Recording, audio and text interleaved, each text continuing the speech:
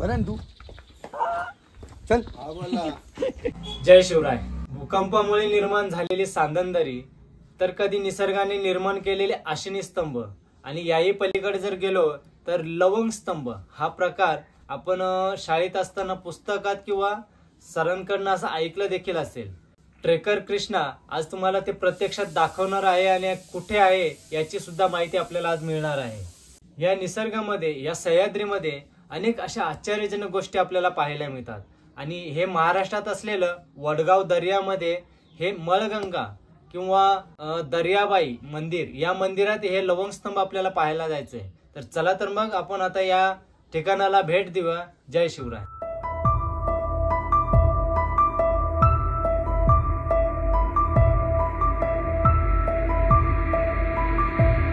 जय शिवराय.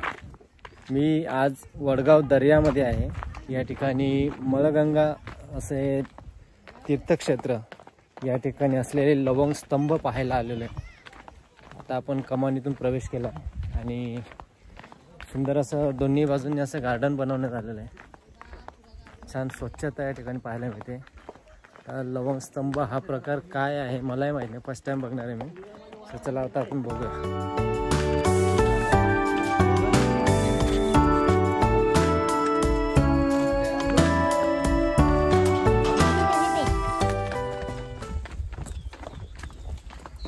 छान पायऱ्या आणि रेलिंग बनवण्यात आलेले आहे. देवस्थान अतिशय सुंदर असं निसर्गरम्य बनवलं. मोबाईल आहे माझा. परंतु चल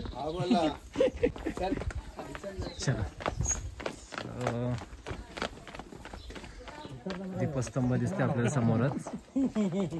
खाल्लं नाही हो ना, तुम्ही चिंता खाल्ली ना, मला तुमची चिंता उतरल. सर काय असतं लवंग स्तंभ?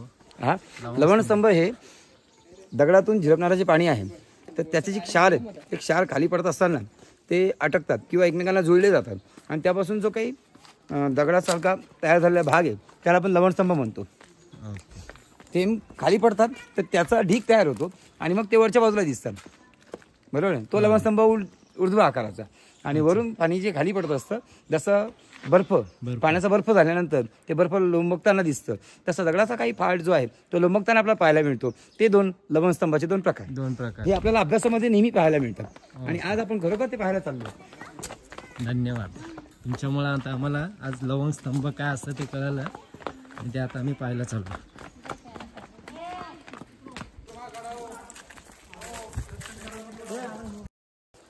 ते लवंग स्तंभ या दर्यादेवी मंदिराच्या आतमध्ये असं सांगण्यात आलं आपल्याला.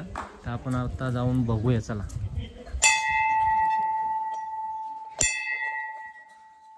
दर्या माते की जय.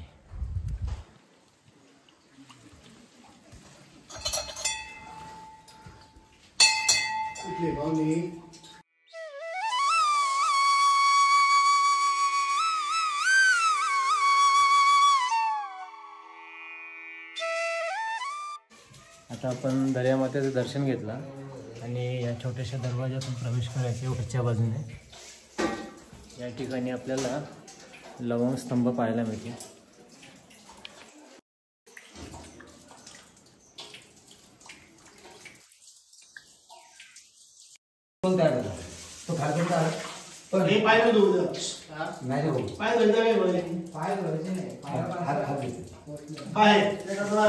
आता हे जे काही हे थेंब खाली पडतात ना, पडून पडून याचा काय तयार झाला, दगड तयार झाला, याला उधुबा म्हणतो, आणि तो अधो म्हणतो.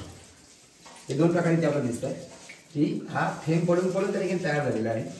बरोबर आहे. आणि त्याचा ढीक तयार झाला, आणि तो जो भाग आहे ते वरूनच त्या ठिकाणी ढीक तयार होतो, तो खाली आला.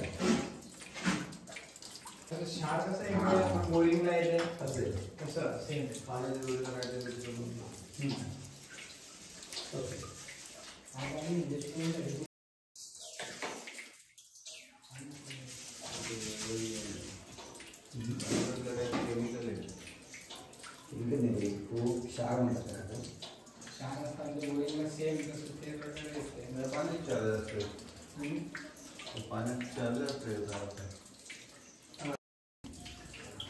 या ठिकाणी आपण हे लवंग स्तंभ बघितले, याचे दोन्ही प्रकार आपल्याला या ठिकाणी पाहायला मिळतात. आणि समोरच वेल्लाबाईचं मातेचं दर्शन घेऊन आपण बाहेर पडूया.